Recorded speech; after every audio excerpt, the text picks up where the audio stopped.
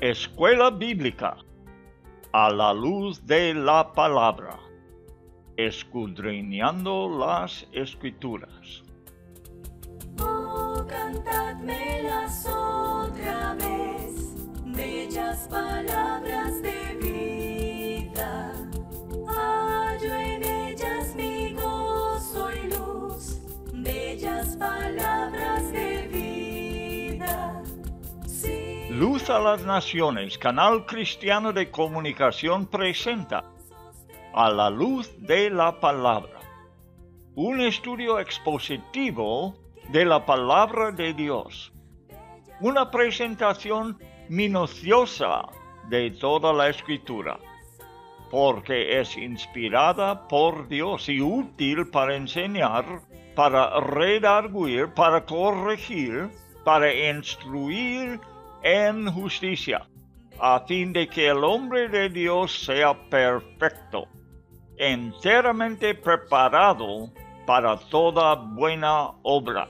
Palabras de vida, bondadoso te salva y al cielo te llama. Qué bellas son. Escuela Bíblica a la luz de la palabra, edificando sobre la roca. Son bellas palabras de vida.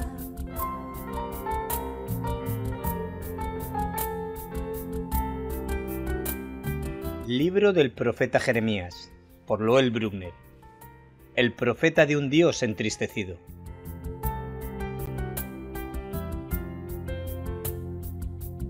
Antes que te formase en el vientre te conocí, y antes que nacieses te santifiqué, te di por profeta a las naciones. Libro de Jeremías, capítulo 1, verso 5. Bellas palabras de vida, sí, de luz y vida, son sostén y guía. Qué bellas son, qué bellas son. Hay gente que sigue a sus propios ídolos modernos, no de madera o de piedra, sino anhelos y metas egoístas que toman el lugar de Dios. Le ignoran los asuntos y planes para sus vidas y solamente piensan en agradarse a sí mismos.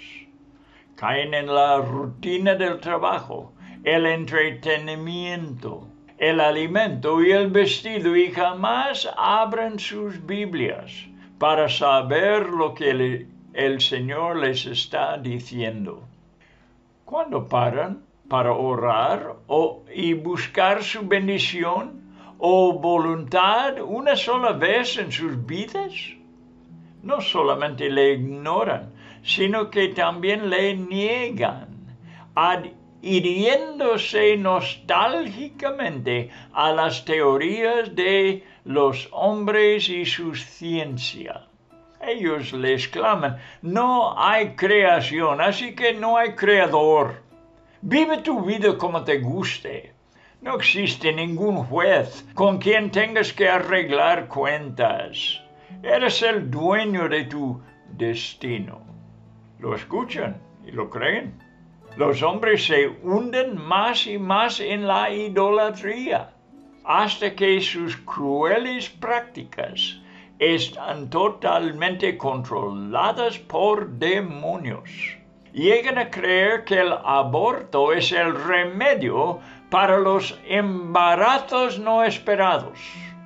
Toda suerte de relaciones perversas toma el lugar del matrimonio y las responsabilidades familiares. No, amigo, los judíos no son los únicos culpables. Toda la raza humana es culpable ante Dios.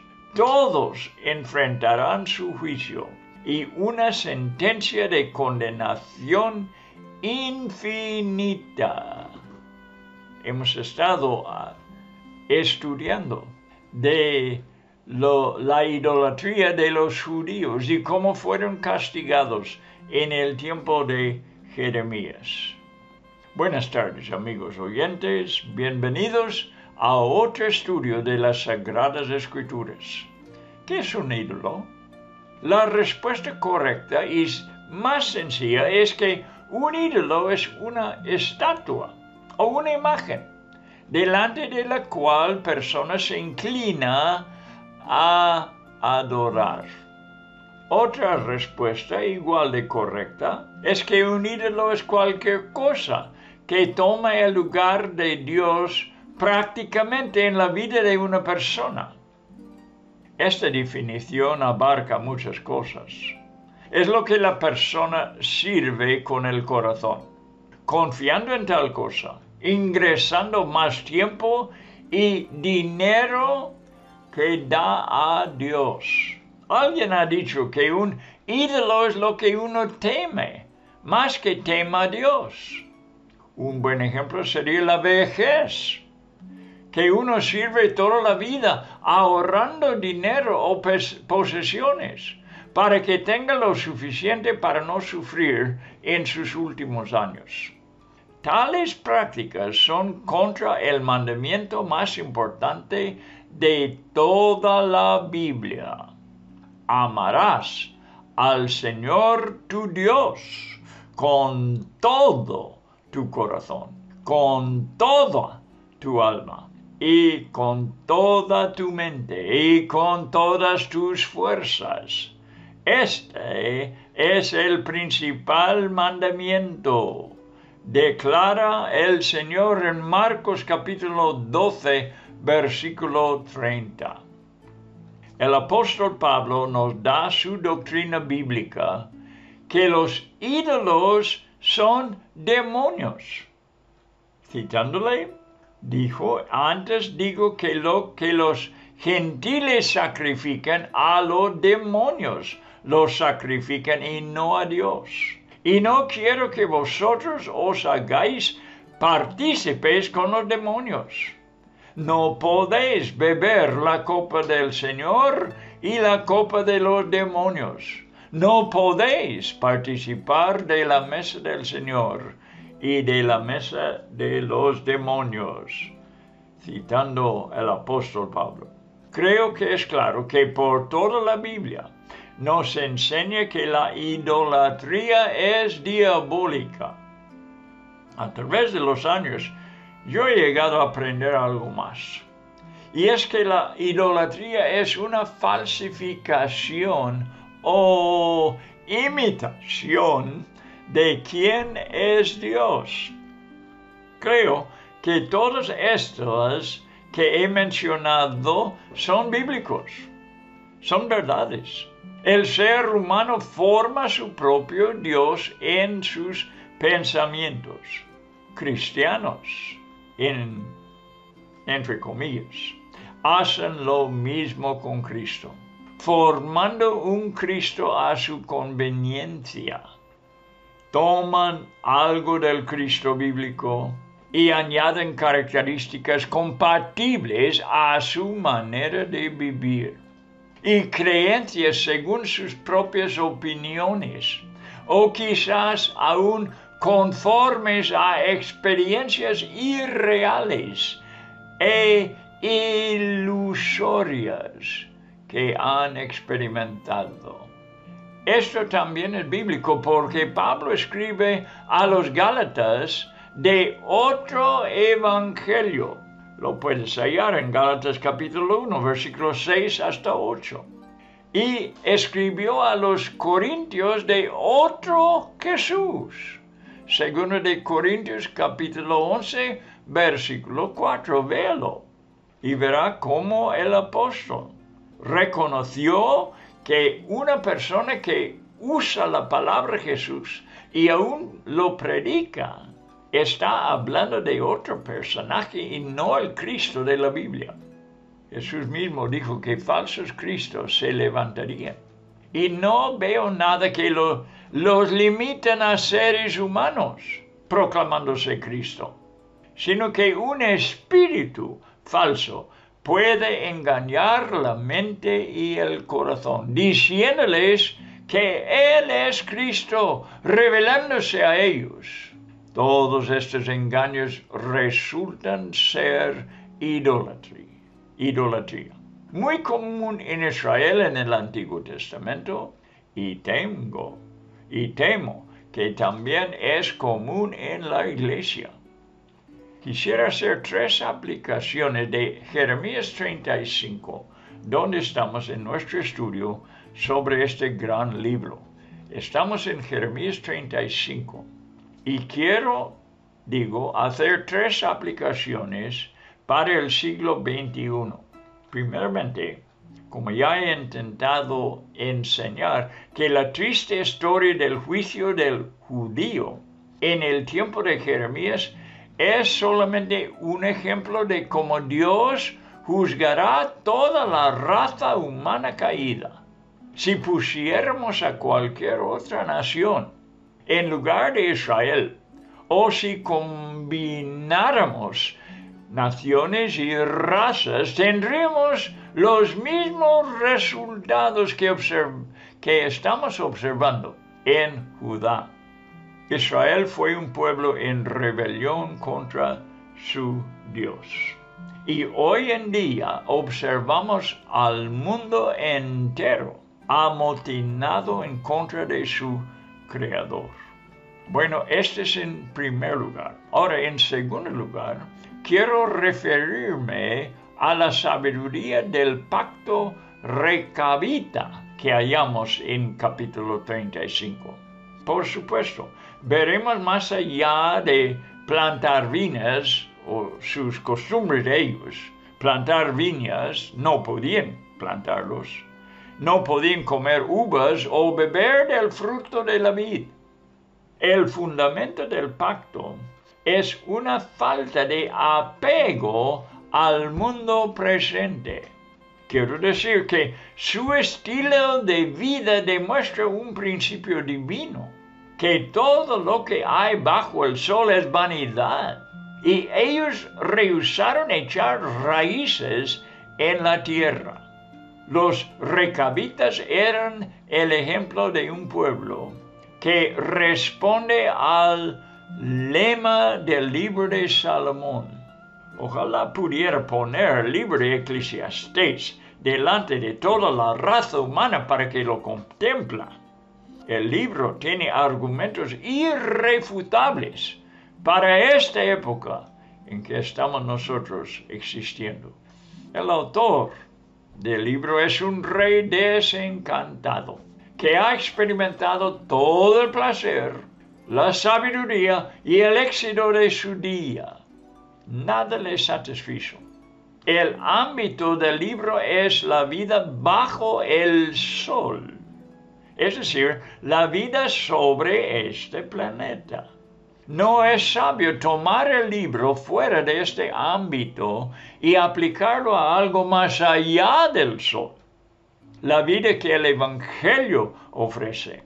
Sin embargo, según las cosas del mundo material, físico y tangible, el tema de Eclesiastés es totalmente verdadero y no existe argumento posible contra ello.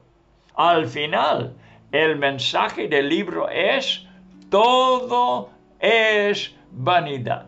Principalmente porque entramos en la vida desnudos y saldremos igual.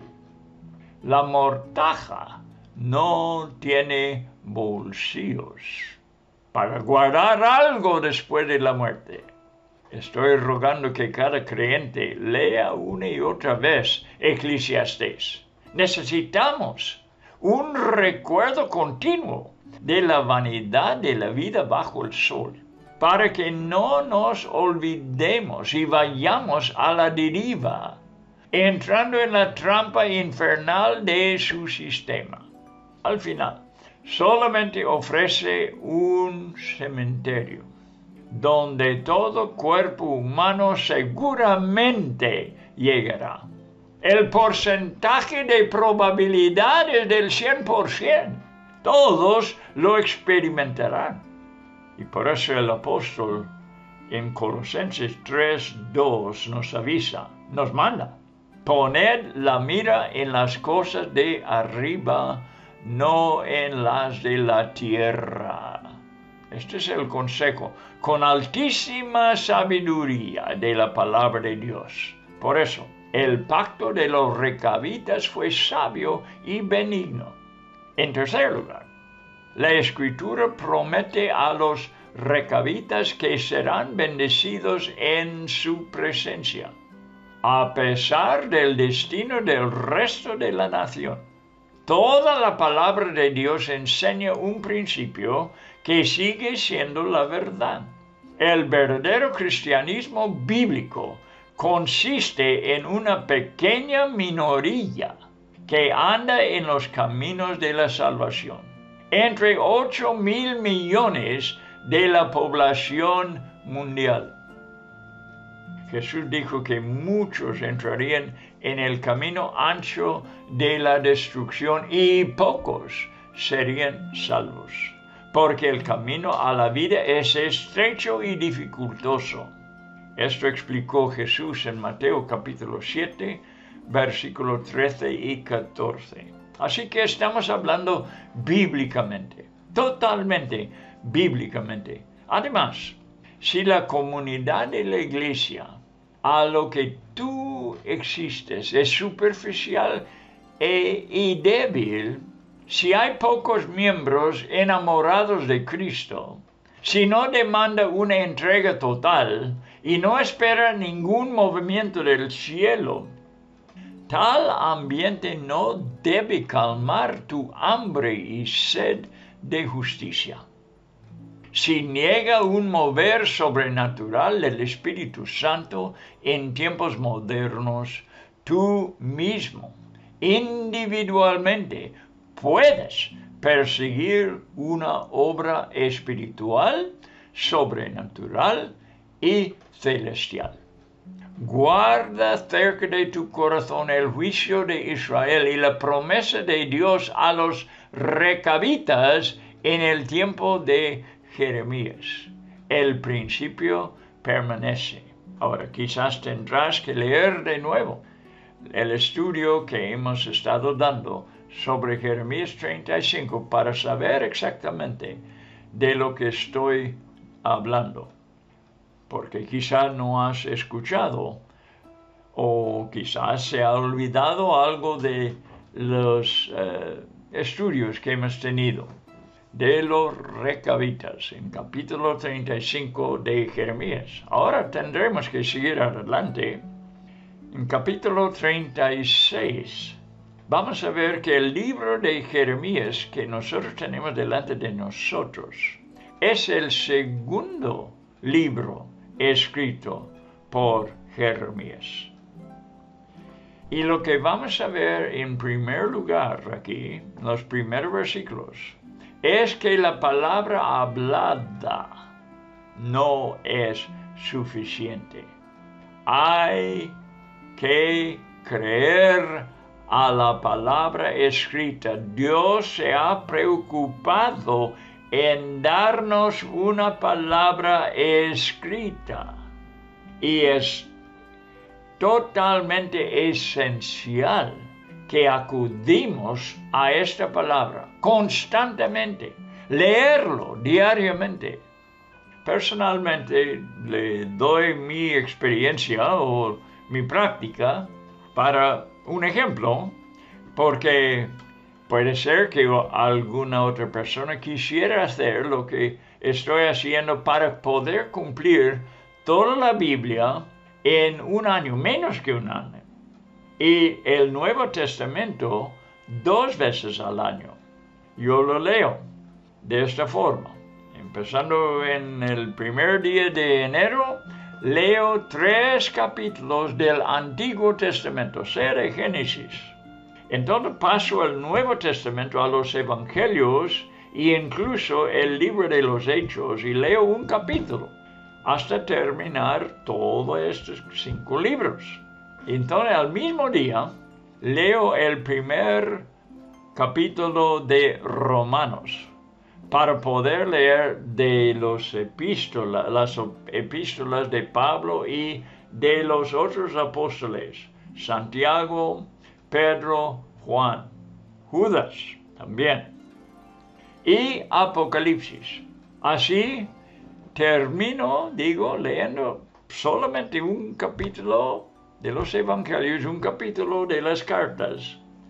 Puedo leer el Nuevo Testamento 2 veces al año. Y el Antiguo Testamento también termino, normalmente a los fines de septiembre o los primeros días de octubre. Completamente. Entonces, es una práctica de leer así 5 libros al día, ¿verdad? Varía un poco. Si un capítulo es muy grande, entonces quizás lo divido, ¿verdad? No es una cosa tan estricta, pero la cosa es poder leer la Biblia en un año y el Nuevo Testamento 2 veces al año. Es mi práctica. Bueno, si quieres seguirla, pues ahí está. Y si no, pues tú a tu manera o por otros muchos métodos que hay por leer la Biblia en un año, pero creo yo que debemos leerlo cuando menos una vez al año. Porque la palabra hablada, tú vas a la iglesia, escuchas una predicación, tú vas a un estudio bíblico, escuchas un estudio. Esta no te es suficiente. La palabra hablada no es suficiente. Vamos a leer los primeros 4 versículos del capítulo 36 de Jeremías. Aconteció en el 4º año de Joacim, hijo de Josías, rey de Judá, que vino esta palabra de Jehová a Jeremías diciendo, escucha, versículo 2, toma un rollo de libro, que los libros eran rollos en aquel entonces. No había páginas, había un rollo completo. Toma un rollo de libro y escribe. Si quieres marcar esta palabra, sobresaltar esta palabra, escribe. Escribe en él todas las palabras que te he hablado contra Israel y contra Judá y contra todas las naciones desde el día que comencé a hablarte, desde los días de Josías hasta hoy. Todo el ministerio de Jeremías, que empezó en los días del rey Josías. Creo que fue en el año 13 de este rey, no estoy seguro, pero se me hace que sí. En el año 13 del rey Josías, y siguió por toda la vida de este rey y por sus hijos. Y tenía 3 hijos que gobernaban. Además, había un tío de ellos que gobernaba, que fue el último rey. Versículo 3. Quizás oiga la casa de Judá todo el mal que yo pienso hacerles, y se arrepienta cada uno de su mal camino, y yo perdonaré su maldad y su pecado. Y llamó Jeremías a Baruch, hijo de Nerías, y escribió Baruch, fue su secretario, de boca de Jeremías, en un rollo de libro, todas las palabras que Jehová le había hablado. Este mandamiento cumplió Jeremías cumplió, con la ayuda de su amigo Baruch, el primer libro de Jeremías, porque vamos a ver en este capítulo que algo pasó con este primer libro, y lo que nosotros leemos resulta del segundo libro que escribió Jeremías. Ahora, no me es difícil creer que Jeremías era aún un adolescente cuando Dios le llamó al ministerio profético. Los comentaristas, a los cuales cito a menudo, creen que era muy joven. Adam Clark calcula que tenía solo 14 años, imagínate. La primera alusión a su edad está en la palabra hebrea usada. En señal de protesta, cuando Dios le llamó, él contestó, como protestando, digo, soy niño. Capítulo 1, versículo 6. La palabra hebrea aquí es nahal, y niño es la traducción correcta. Algunos comentaristas piensan que Jeremías estaba exagerando respecto a su juventud, pero creo que tales maneras de asumir las cosas conducen al error. Debes cuidarte de leer comentaristas que insinúan que los escritores de la Biblia exageraban e incluso les tachan a veces de ser mentirosos. Fíjate, a los escritores de las Sagradas Escrituras.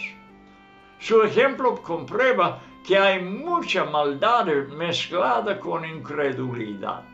Sus conclusiones son una bula de la declaración ungida de Pedro que dijo, santos hombres de Dios hablaron, siendo inspirados por el Espíritu Santo. ¿Cómo los vamos a acusar de ser mentirosos, de exagerar? Esta palabra que acabo de citar es de 2 de Pedro, capítulo 1, versículo 21. El libro de Daniel dice claramente que llevaron a Daniel y a sus 3 compañeros a Babilonia poco tiempo antes de que Jeremías escribiera los capítulos 35 y 36, en los cuales estamos involucrados. Algunos teólogos liberales te digo, para que tenga cuidado con esas interpretaciones liberales.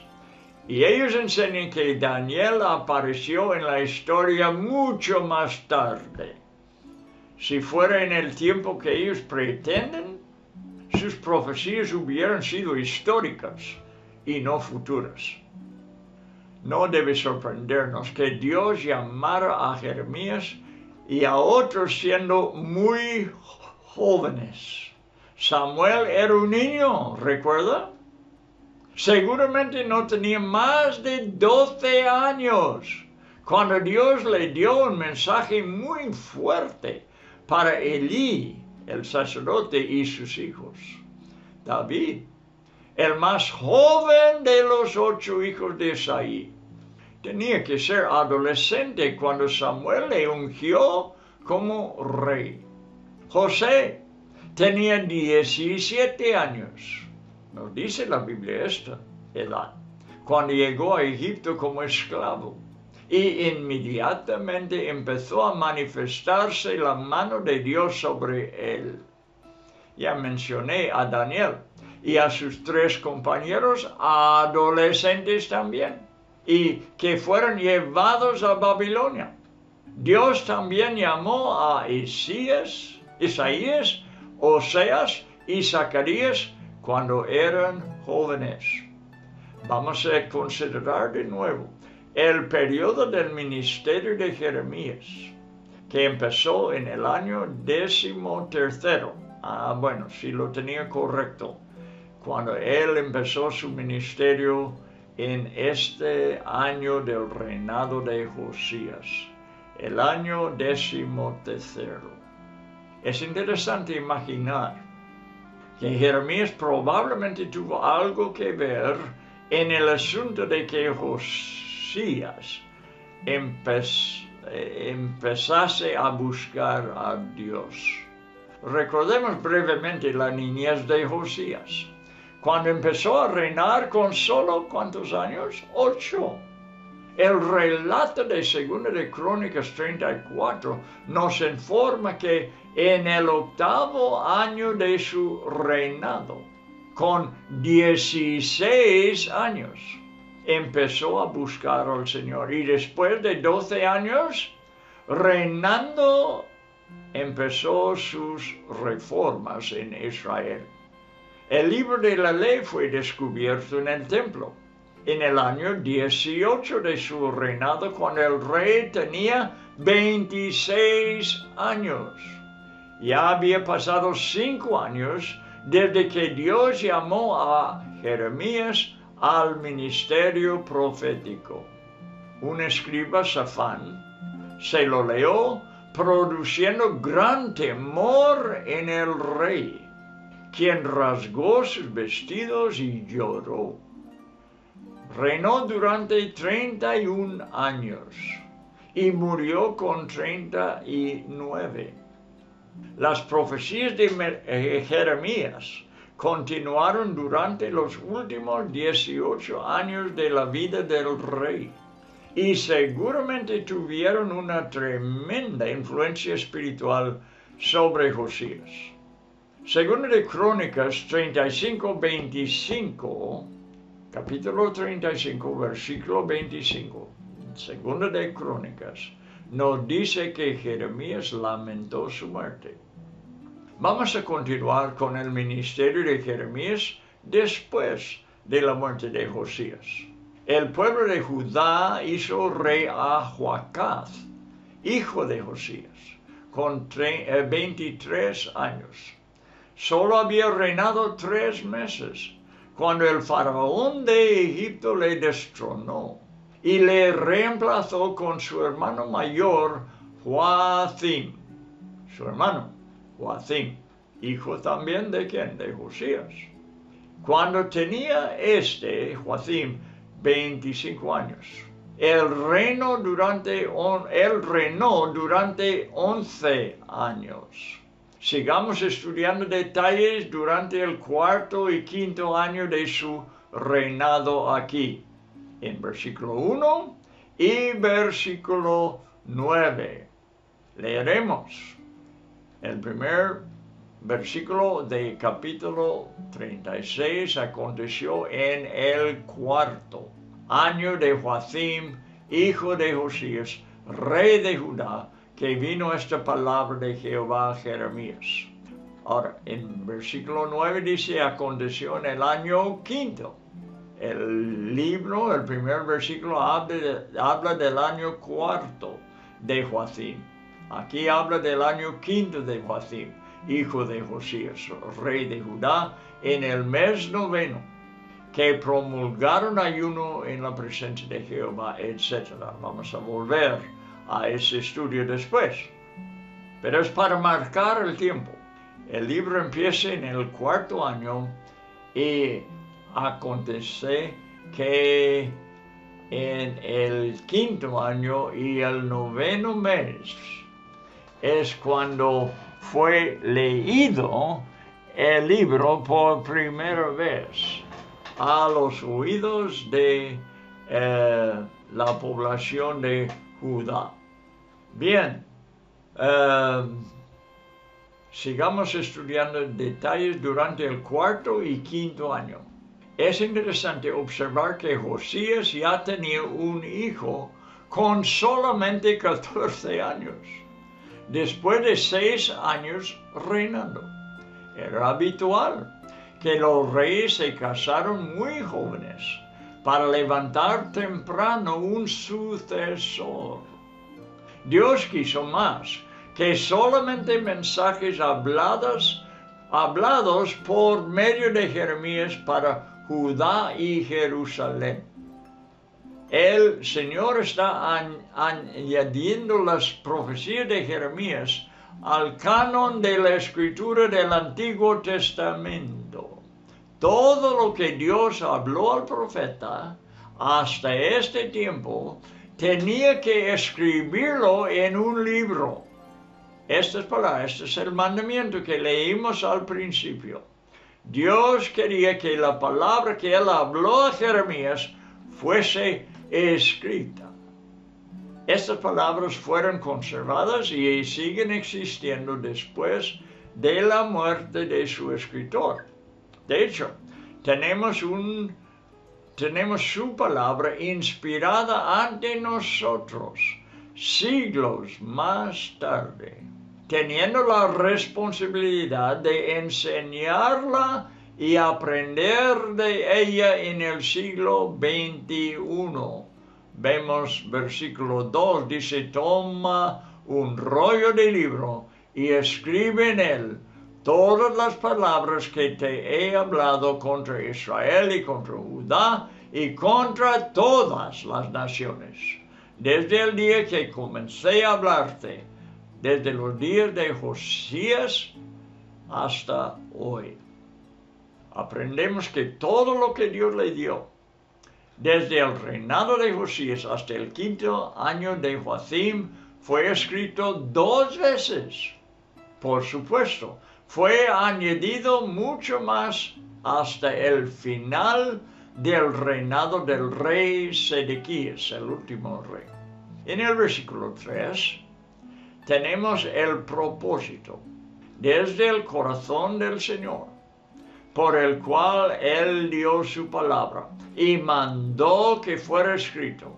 Escucha, quizás oiga la casa de Judá todo el mal que yo pienso hacerles y se arrepienta cada uno de su mal camino y yo perdonaré. No creo que nos equivoquemos al pensar que esto es nada menos que una carta de amor, como Juan 3:16. El corazón de Dios palpita de compasión, anhelando que su pueblo se arrepienta, no queriendo que perezca sin ser perdonado de sus pecados. Hemos hablado de Baruch en el capítulo 32 ya, cuyos hechos ocurrieron más tarde. Baruch quedó encargado de guardar el documento de venta de una propiedad que Jeremías compró poco antes de que Nabucodonosor entrara en Jerusalén. ¿Se acuerda? Cuando dimos el estudio sobre el capítulo 32. No creo que fuese un siervo de Jeremías, Baruch, porque era un hombre de influencia.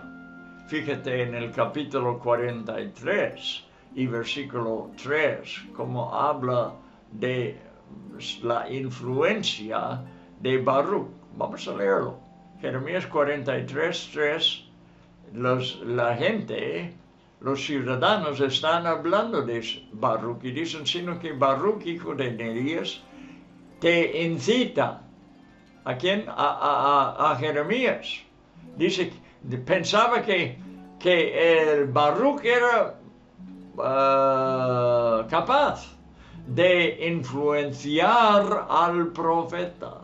Por eso digo, no era un siervo de él, sino un compañero, un colega de Jeremías que trabajó junto con él en el ministerio.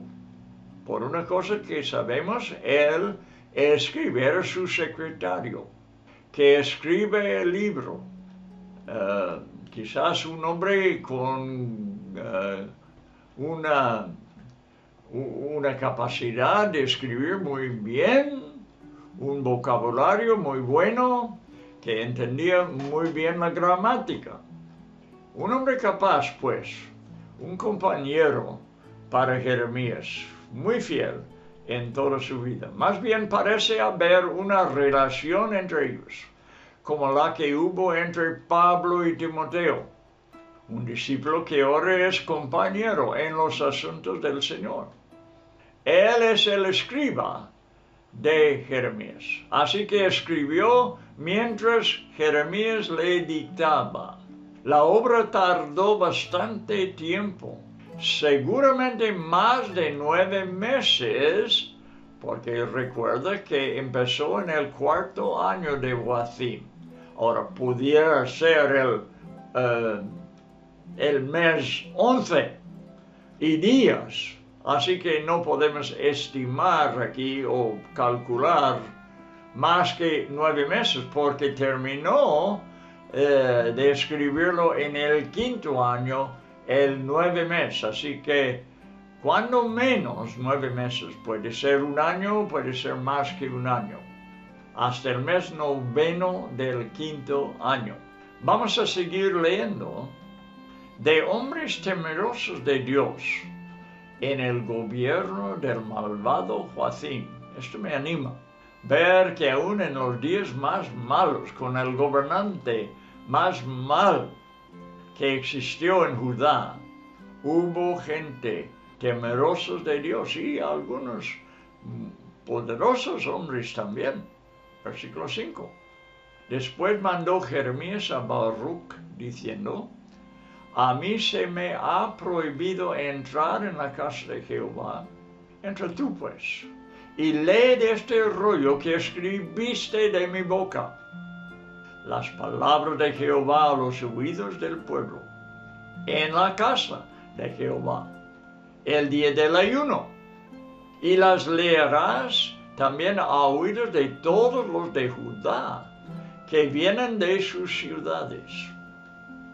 Quizás llegue la oración de ellos a la presencia de Jehová y se vuelva cada uno de su mal camino, porque grande es el furor y la ira que ha expresado Jehová contra este pueblo. Y Baruch, hijo de Nerías, hizo conforme a todas las cosas que le mandó Jeremías profeta, leyendo en el libro las palabras de Jehová en la casa de Jehová. Y aconteció en el año 5º de Joacim, como hemos leído, hijo de Josías, rey de Judá, en el mes noveno, que promulgaron ayuno. Esto es lo que estaba pasando en ese tiempo cuando lo leo. Promulgaron ayuno en la presencia de Jehová a todo el pueblo de Jerusalén y a todo el pueblo que venía de las ciudades de Judá a Jerusalén. Ahora Jeremías toma ventaja de que el pueblo se ha reunido de todo Judá. Y Baruch leyó en el libro las palabras de Jeremías en la casa de Jehová, en el aposento de Gemarías, hijo de Safán, escriba, en el atrio de arriba, a la entrada de la puerta nueva de la casa de Jehová, a oídos del pueblo. Y Micaías, hijo de Gemarías, hijo de Safán también, habiendo oído del libro todas las palabras de Jehová, descendió a la casa del rey, al aposento del secretario. Este es un secretario nacional. Y he aquí que todos los príncipes nacionales también estaban allí sentados. Esto es Elisama, secretario, Delaía, hijo de Semaías, Elnatán, hijo de Acbor, Gemarías, ya hemos oído de él, hijo de Safán, Sedequías, hijo de Ananías, y todos los príncipes. Y les contó Micaías todas las palabras que había oído cuando Baruch leyó en el libro a oídos del pueblo. Ahora que vamos a ver aquí, que los príncipes, estos hombres importantes, nobles en el reino, respondieron y quisieron informarse de la palabra de Dios. Entonces, enviaron todos los príncipes a Jehudí, hijo de Netanías, hijo de Selemías, hijo de Cusí, para que dijese a Baruch: toma el rollo en el que leíste a oídos del pueblo y ven. Y Baruch, hijo de Nerías, tomó el rollo en su mano y vino a ellos. Y le dijeron: siéntate ahora y léelo a nosotros. Y se lo leyó Baruch. Mira cómo respondieron, versículo 16. Cuando oyeron todas aquellas palabras, cada uno, escucha, se volvió espantado a su compañero y dijeron a Baruch: sin duda contaremos al rey todas estas palabras. estos hombres tenían lo que se llama el temor de Dios. Les importaba lo que Dios estaba diciendo a su pueblo. Qué bueno, me animo. Oír de personas en alto lugar, de alto rango, responder a la palabra de Dios de esta forma. Versículo 17. Preguntaron luego a Baruch diciendo: cuéntanos ahora cómo escribiste de boca de Jeremías todas estas palabras. Y Baruch les dijo: él me dictaba de su boca. O sea, no tardó tiempo entre lo que habló Jeremías y lo que escribió Baruch, para que sepa que es completamente correcto y directamente de la boca de Jeremías lo que está escrito y lo que ellos han escuchado. Y Baruch los dijo: él me dictaba de su boca todas esas palabras y yo escribía con tinta en el libro. El texto no sugiere que Jeremías estuviera encarcelado en el periodo de Joacim, pero tiene algún otro estorbo que no le deja entrar en el templo. No pudo leer él personalmente de su libro. Quizá le fue totalmente prohibido hablar públicamente. Después vemos que tiene libertad ya que va con Baruch a esconderse. Baruch, profundamente involucrado al escribir este libro, toma su lugar, leyéndolo en el templo. Muy fiel Baruch, muy entregado también a la palabra, muy fiel a la palabra de Dios, un colega digno del profeta. La ventaja de un libro es que puede ir donde el escritor no puede hacerlo. Lo hemos visto, ¿verdad? En este caso, Jeremías no pudo estar, Baruch lee sus palabras. Si alguien sabe algo del peso o presión de la palabra de Dios sobre el corazón, causado por el Espíritu Santo, puede concluir que Baruch va con buena voluntad. No solamente es obediente, sino que además va cargado con el propósito divino y una pasión que le hace alzar su voz en un intento de llevar al pueblo al arrepentimiento. Ve el versículo 5. Después mandó Jeremías a Baruch, diciendo: a mí se me ha prohibido entrar en la casa de Jehová. Entra tú pues y lee de este libro que escribiste de mi boca, las palabras de Jehová a los oídos del pueblo, en la casa de Jehová el día del ayuno, y las leerás también a oídos de todos los de Judá que vienen de sus ciudades. Estoy seguro de que Baruch estimó como un privilegio compartir la palabra. Además de escribirla, puede entregársela oralmente a su pueblo. Estos dos compañeros son guiados por el Espíritu Santo para actuar en el momento en el que habrá una gran asamblea en el templo, reunido con un propósito que dará más poder al mensaje.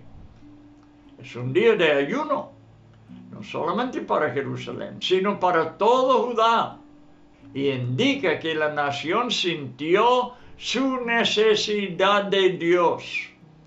Sus corazones estaban más abiertos a Él, y por eso llegaron un gran número al templo en Jerusalén para buscar la misericordia de Dios. Y es entonces cuando les es leído por la dirección del Espíritu Santo lo que Dios había dado a su profeta. Judá está en una situación en la que puede satisfacer el deseo del corazón del Señor, arrepintiéndose. Eso es lo que Dios busca, el arrepentimiento. Tiene que arrepentir porque han estado viviendo en idolatría y en pecado. Jeremías transmite a Baruch lo que el Señor le reveló en el versículo 3, dirigido a cada individuo, que dice, y cito, cada uno se arrepienta de su mal camino, invocando a Jehová.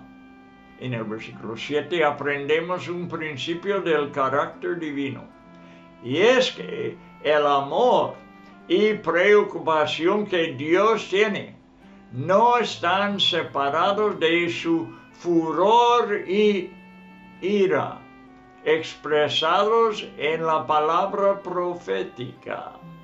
Es conveniente que aprendamos este principio espiritual.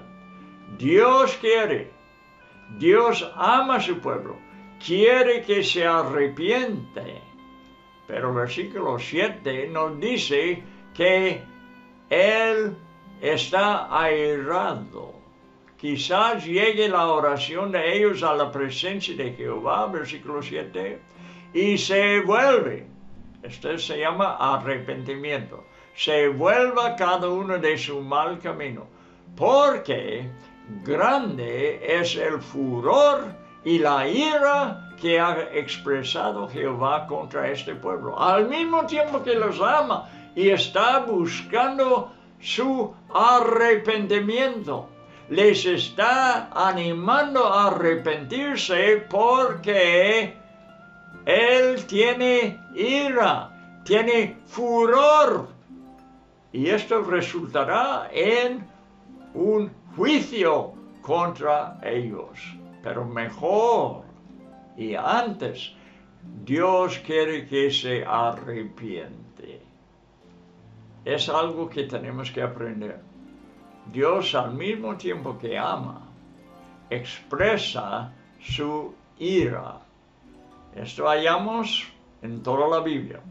En toda la Biblia te digo. Dios ama, pero también es una realidad que está airado contra el pecado, en que está involucrado su pueblo. Llega el día del ayuno y Baruch obedientemente sigue toda la instrucción que le da Jeremías. En el 9º mes del 5º año del reinado de Joacim, dice. Ahora, Gemarías, el hijo de Safán, aprenderemos más de él en el mismo pasaje, lo hemos leído. Él presta su aposento, que está encima de la puerta nueva, desde donde Baruch puede ver y hablar a la multitud, que podrá prestar atención y escuchar bien. Un buen lugar lo presta Gemarías. ¿Por qué lo hace? Vemos después que él es un príncipe de Judá. Es un noble, es un gobernante que teme a Dios. Por eso está a favor lo que está haciendo el profeta. Me animo otra vez de ver gente así en el gobierno de un rey malísimo. Micaías, hijo de Gemarías y nieto de Safán, es también hijo de Gemarías, el que presta su aposento. Está presente entre los oyentes. En versículo 11 nos dice Micaías, hijo de Gemarías, hijo de Safán, habiendo oído del libro todas las palabras. Él estaba ahí presente, escuchando. Él se queda tan impresionado que inmediatamente busca entre los príncipes a su padre, que está reunido en algún aposento de palacio, posiblemente el de Elisama mencionado en el texto. Pienso que estos escribas y príncipes formaban como si fuera el gabinete del rey. Los de versículo 12 los puedes ver ahí uno por uno. Micaías, por su parte, ha estado buscando a Dios en el templo. y Él no le ha decepcionado. Buscando a Dios, fue hallado por medio de su palabra. Le habló por medio de la palabra dada a Jeremías y leída por Baruch. No sabemos acerca de su rango en la sociedad, pero sí sabemos que es el hijo de Gemarías, un escriba, y por medio de esta relación toma la oportunidad de hablar con todos los príncipes. Bueno, hermano, hay esto como un ánimo en el libro de Jeremías para ver gente temerosos de Dios, aun en una situación muy mala. Ellos quieren escuchar la palabra de Dios y quieren que su nación siga su palabra. Por eso van a compartir esta palabra con el rey.